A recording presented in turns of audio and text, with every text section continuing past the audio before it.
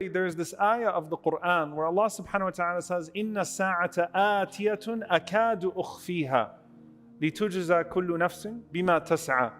Allah Subhanahu wa Ta'ala mentions to us in Surah Taha that verily the hour is coming and it is as if I have hidden it. Akadu ukhfiha. And the scholars say there's, subhanAllah, no more powerful way that Allah Subhanahu wa Ta'ala could speak about how hidden the day of judgment is. He has hidden it from al-mala'ikat al-muqarrabeen, from the closest angels to him, and from khayrul mursaleen, from the best of the messengers of Allah.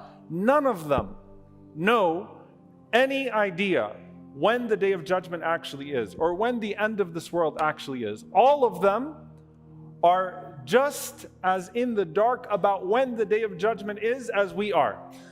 The entire creation of Allah Subhanahu wa Ta'ala, akadu ukhfiha, it is hidden from everyone but Allah Subhanahu wa Ta'ala. And everyone will be repaid exactly as Allah Subhanahu wa Ta'ala has decreed once that time comes. But it is so hidden, yet so imminent at the same time. And one of the questions that comes up as you read the Quran from cover to cover, and I want you to pay attention to it, you'll notice that the signs of the Day of Judgment are not spoken about much in the Quran, even though there tends to be an obsession over the signs of the Day of Judgment amongst the Muslims.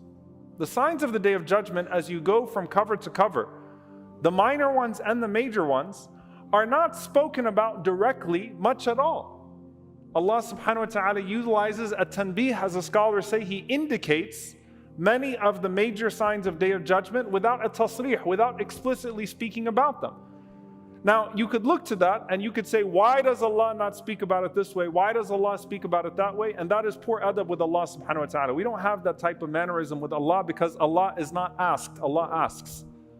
But we can say from the wisdoms of that is that if a person was to pay attention to the lessons of the past, and if a person was to heed the lessons from the present around them, and if a person was to embody the acts of worship that Allah Subhanahu wa Ta'ala tells us to embody, that everything that is to come would not catch us by surprise, because we would have already prepared ourselves for both the seen and the unseen to come.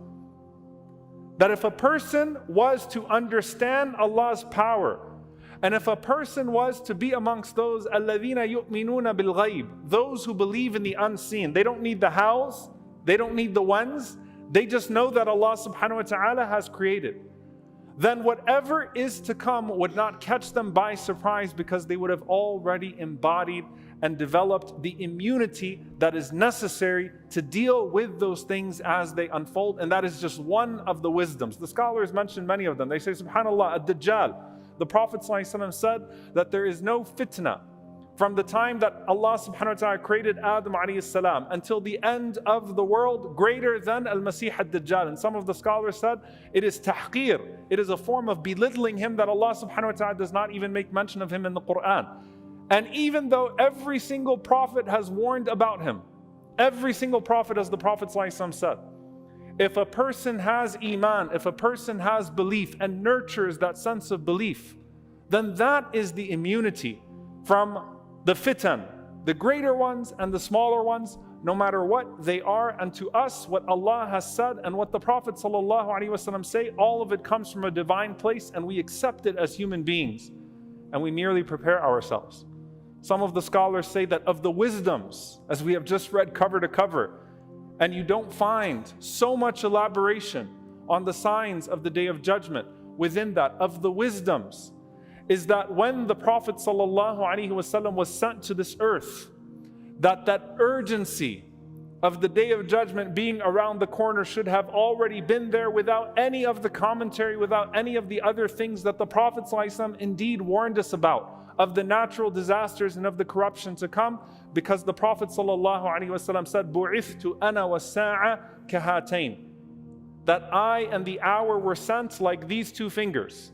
Meaning, the scholars say the closeness of them to come, the Prophet ﷺ sending, and then the final hour, meaning this is the final call to mankind through the Messenger of Allah ﷺ.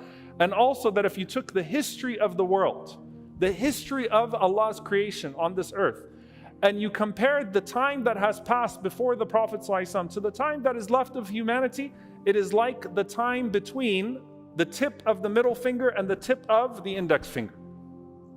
So there is already an urgency with the sending of the Messenger of Allah sallallahu alaihi wasallam towards the end of time, without any of the other things that are happening, without the wars, without the qatl, without the killing and the murder and the haraj and the lying and the deceit and the treachery and the slander and the this and the that, without all of those things. And before the beast is to come out, and before the Mahdi is to come, and before Dajjal, and before Isa alayhi salam, that when Allah sent the best of His prophets with the final revelation, that is enough to wake up a human being and to think there isn't that much time left, and so I will already approach the world with a great sense of urgency and say to myself, there isn't that much time left. Now the next part of that, dear brothers and sisters, and this is something I really want to allude to because I want us to understand this for a moment.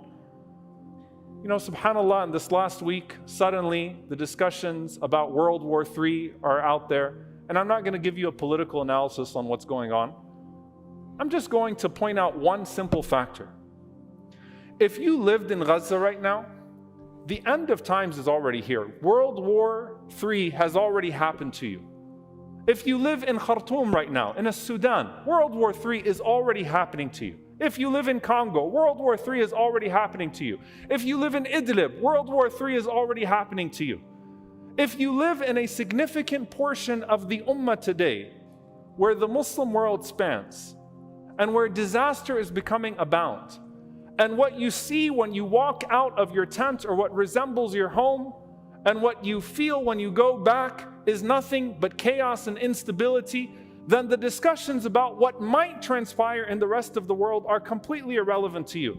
And that's why it needs to be that much more relevant to us. If as believers the ummah is like one body, and we are supposed to be feeling the pain of the ummah, then it is already a state of emergency even before World War III arrives at our doorstep. Before we start to feel the possibility of us being expelled from our homes, or of something difficult coming upon us like what's coming upon our brothers and sisters. Allah subhanahu wa ta'ala is actually putting our sincerity to test. If you don't already feel it, then that's actually a bigger problem than whether or not it materializes to the worst of your expectations. And so when they start talking about the wider region, and they start talking about the rest of the world, and you start to see Gaza, though the genocide has not slowed down at all, start to disappear from the headlines, know that this is part of the game that's being played all around. That for them, it looks just as bad today as it did yesterday. And you have to ask yourself why it didn't feel as bad for you today as it did yesterday, until there's a sense of fear of imminence of destruction and disaster that comes into our own lives. It's a way that Allah subhanahu wa ta'ala puts our sincerity to test. And one of the reasons why fitan, why tribulations spread, is because they go unchecked. And that is true for the fitan of corruption and for the fitan of spiritual decadence and people that go astray from Allah subhanahu wa ta'ala and introduce all sorts of other forms of munkar. When they go unchecked, they spread.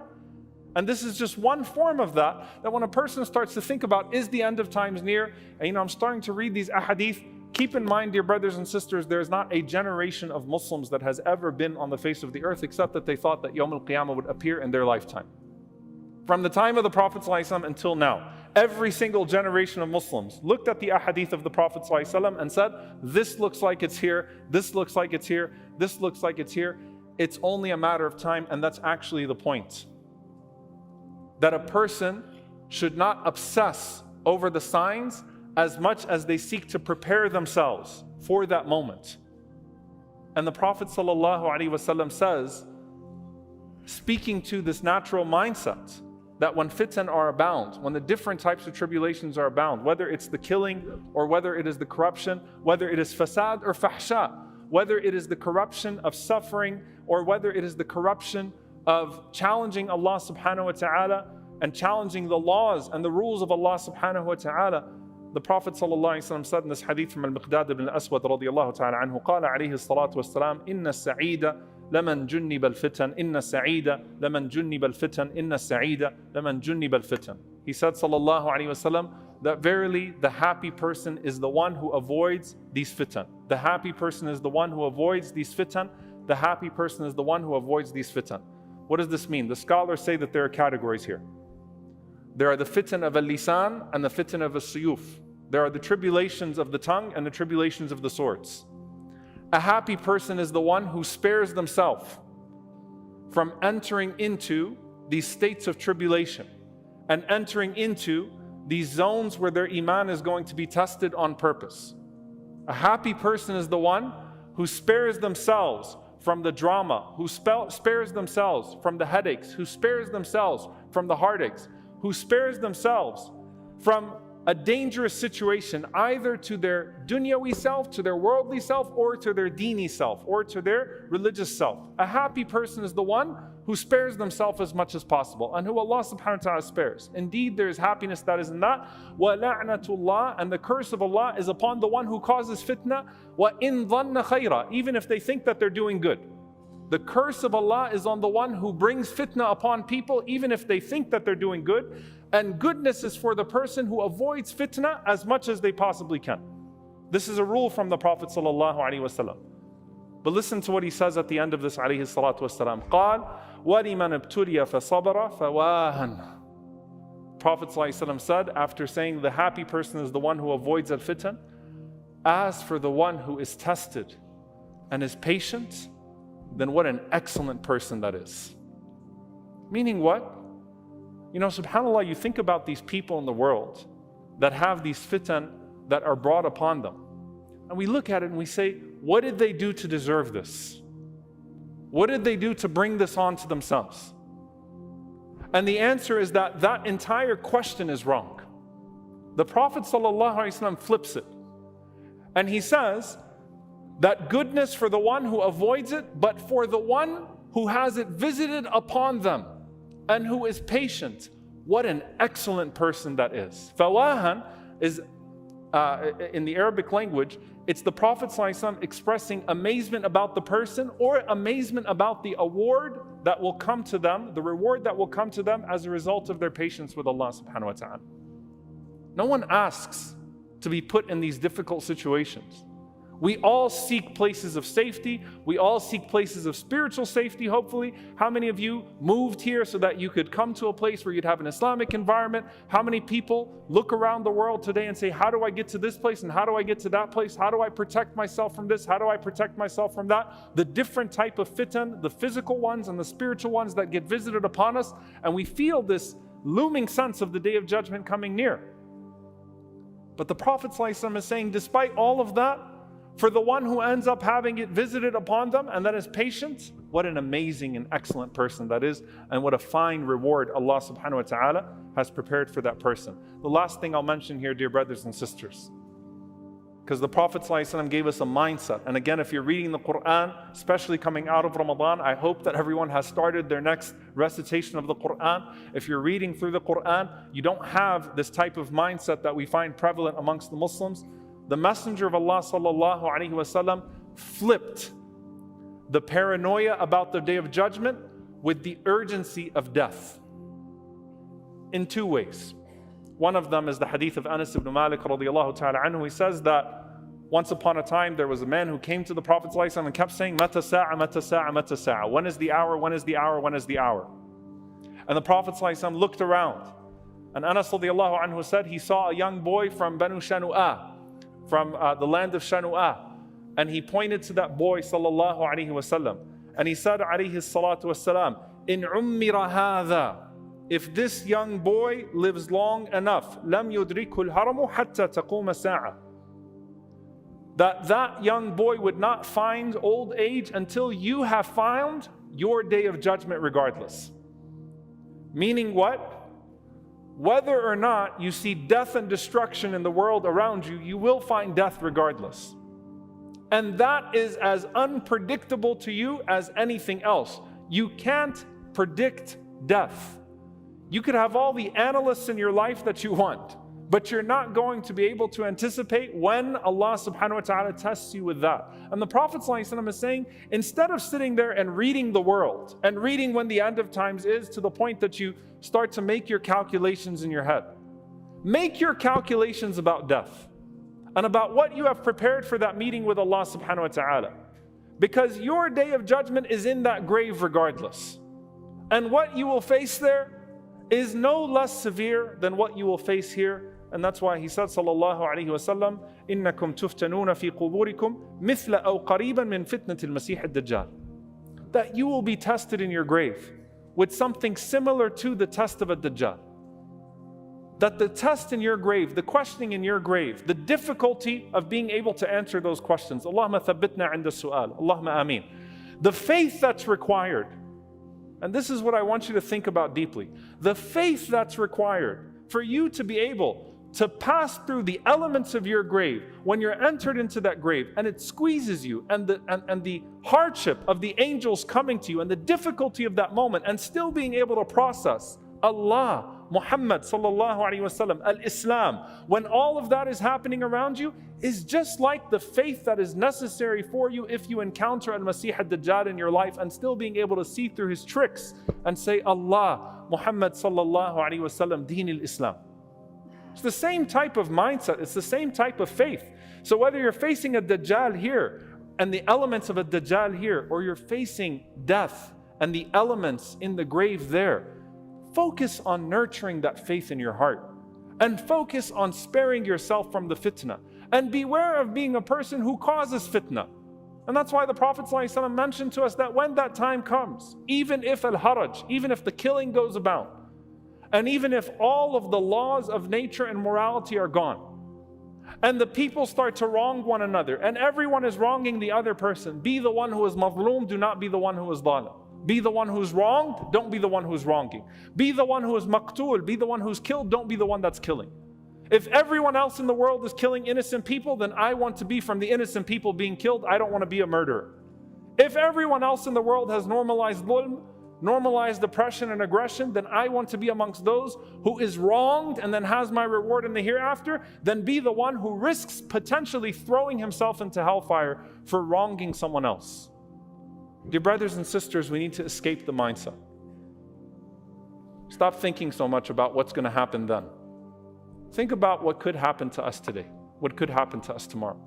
SubhanAllah, every single morning the phone calls come. Every single morning we get the messages about someone that died unexpectedly. A car accident this morning, a young man. May Allah subhanahu wa ta'ala make it easy for him and his family. Elderly people, but the diagnosis was spurred, it got quicker. They were first given a year and now they're given 3 months. May Allah Azza wa Jal give them all shifa. May Allah make it easy for their families. Let's prepare ourselves for that. And let's think about the people that are already living the doomsday of this world that we fear would spread around the world around us. Activate ourselves towards that. Our brothers and sisters in Gaza and in the Sudan, and our Uyghur brothers and sisters, wherever they are, they're living that nightmare that everyone fears that will spread to the world around them. May Allah subhanahu wa ta'ala allow us to be that ummah of one body and nurture in our hearts that faith that is necessary to face the trials of a Dajjal and to face the trials of the grave. May Allah subhanahu wa ta'ala protect us from being deluded by ourselves, or being deluded by the shaitan, or being deluded by our circumstances, or being deluded by our power, or being deluded by our sense of security. May Allah subhanahu wa ta'ala forgive us for our shortcomings. Allahumma ameen.